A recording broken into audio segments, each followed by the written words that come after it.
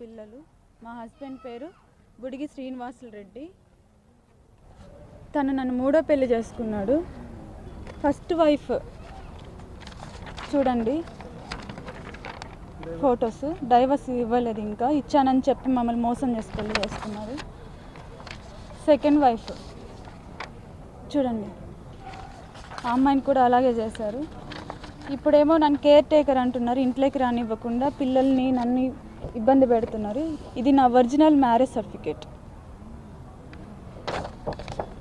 మాకు పెళ్ళైనట్టు సాక్షిలో 2013 మే 12వ తేదీన, ఇది నా మ్యారేజ్ ఫొటోస్ అండి.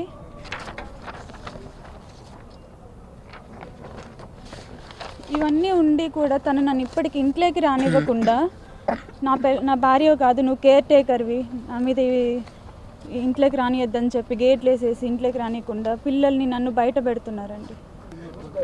ఇప్పుడు మళ్ళీ ఇంకొక మ్యారేజ్ చేసుకోవాలని ట్రై చేస్తున్నాడు. దానికోసం నేను కోర్టులో కొన్ని కేసులు పెట్టున్నాను. ఇక్కడ దిశ పోలీస్ స్టేషన్లో కేసులు ఇచ్చున్నాను, ఎఫ్ఐఆర్ అయినాయి. మళ్ళీ ఫిఫ్త్ టౌన్ పోలీస్ స్టేషన్లో కేసులు ఇచ్చున్నాను. కానీ ఇప్పటి వరకు పోలీస్ వారు అందరూ నాకు హెల్ప్ చేస్తూనే వచ్చారు. మన ఫిఫ్త్ టౌన్ సిఐ సార్ గారు కానీ, డిఎస్పీ సార్ మేడం గారు కానీ, ఎస్పీ సార్ గారు, వీళ్ళంతా హెల్ప్ చేస్తూనే వచ్చారు. ఇప్పుడు ఏంటంటే తను ఢిల్లీ నుంచి మిగతా అతను ఐఎఫ్ఎస్ ఆఫీసర్ కాబట్టి మిగతా వాళ్ళందరి చేత ప్రెజర్ చేపించి వాళ్ళ చేత కూడా నాకు సహాయం చేయించారేమన్న భయంతో మిమ్మల్ని నేను ఆశ్రయిస్తున్నాను. ఇప్పుడు ఏంటంటే మా ముగ్గురిని తొలగించుకొని ఇంకొక పెళ్లి చేసుకోవాలి. ఇలా మిగతా అమ్మాయిలతో కూడా చాలా ఉన్నాయండి. నేను అందరు చెప్పలేను, ఎందుకంటే వాళ్ళ లైఫ్ నేను స్పాయిల్ చేయాలనుకోవట్లేదు. దయించి నాకు న్యాయం జరగాలని కోరుకుంటున్నా సార్.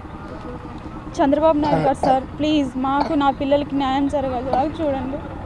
నిన్న సార్ బాబుకి 102 ఫీవర్ ఉంటే మధు చిన్నపిల్లల హాస్పిటల్కి వెళ్ళున్నాం సార్. మేము వెళ్ళి తిరిగి వచ్చేసరికి గేట్లు వేసేసి పైన గేట్లు లిఫ్ట్ ఆపేసి మమ్మల్ని రోడ్లోనే ఉంచేశారు సార్. నేను ఎక్కడికి వెళ్ళాను సార్ పిల్లల్ని తీసుకొని జ్వరంతో. ఆ రాత్రి 9-10 అప్పుడు మా అమ్మ వాళ్ళేమో కడప డిస్టిక్, అక్కడి నుంచి రావడానికి నాకు ఎవరు హెల్ప్ ఉంటారు సార్.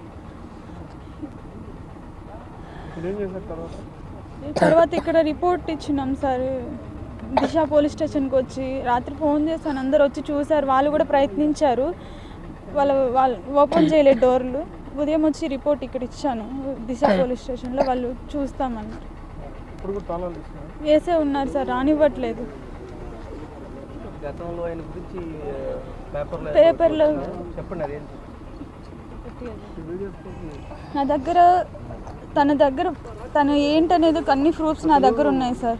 తను డ్రైవింగ్ చేసేది, తను విజన్ ప్రాబ్లం అని చెప్పి అందరికి చెప్పి తిరుగుతుంటాడు. తను స్కూటర్ డ్రైవ్ చేయగలడు, కార్ డ్రైవ్ చేయగలడు. నా దగ్గర వీడియోస్ కూడా ఉన్నాయి. కానీ అందరి దగ్గర ఏం చెప్తాడు, నాకు విజన్ ప్రాబ్లం అని చెప్తాడు. నా దగ్గర ఉన్నాయి సార్.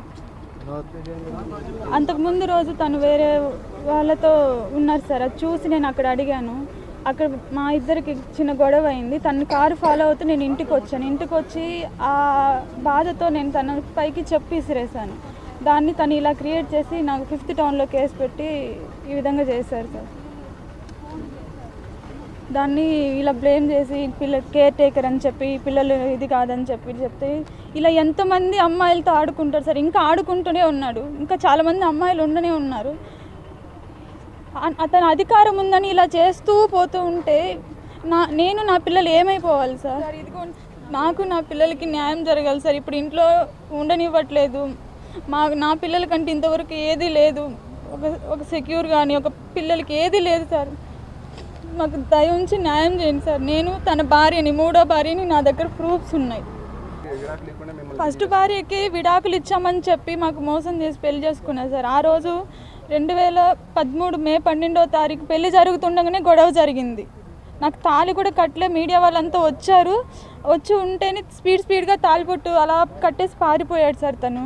ఆ రోజు తెలిసింది మాకు. ఆ రోజు నుంచి మాకు ఇలాగే పోరాడుతూనే ఉన్నాం మేము సార్. పవన్ కళ్యాణ్ గారు సార్, చంద్రబాబు నాయుడు గారు సార్, లోకేష్ సార్ గారు, ప్లీజ్ సార్ తన ఫారిన్ అఫైర్స్ అధికారి శ్రీనివాసులు రెడ్డి గారి పైన మీరు చర్య తీసుకొని నాకు నా పిల్లలకి న్యాయం చేయాలని మరీ కోరుకుంటున్నాను సార్.